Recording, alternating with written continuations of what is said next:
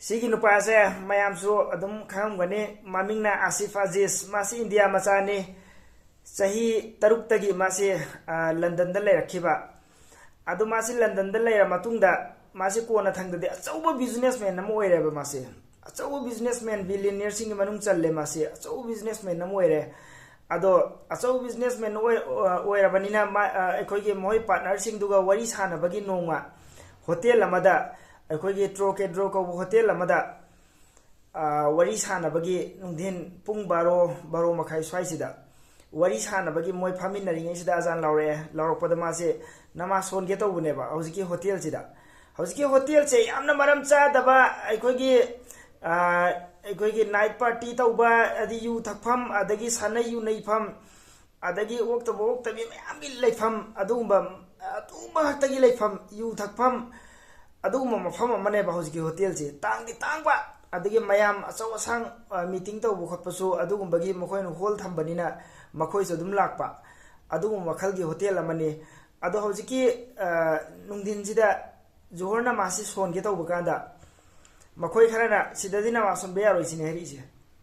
सिददी नमासोन बेयारोइ सिना नमासोन फमना तेसी मस्जिद नते सिदा नमासोन बेयारोइ कदाई दम चल सोलु चोन मस्जिद तर कदाई दम चल सोलु चोन मासे सोलहंद्रे बना मासे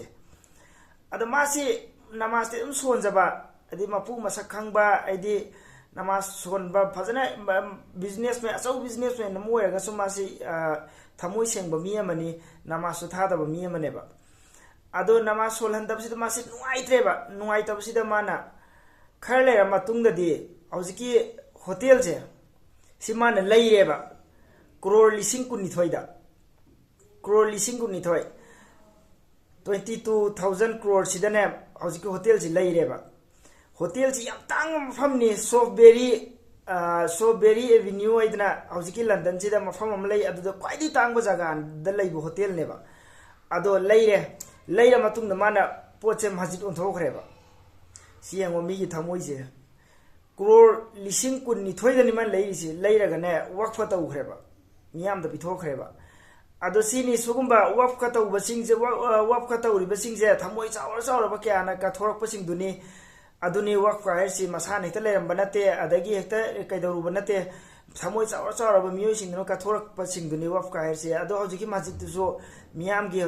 हौजिकी तुसो माना Waqf खतौ खरेबा Crore LISING KUNITHOI the लेरगा सो अदो मासे हौजि मसा खरा नुआइते हाय अदो मयाम सो दुआ तौबियो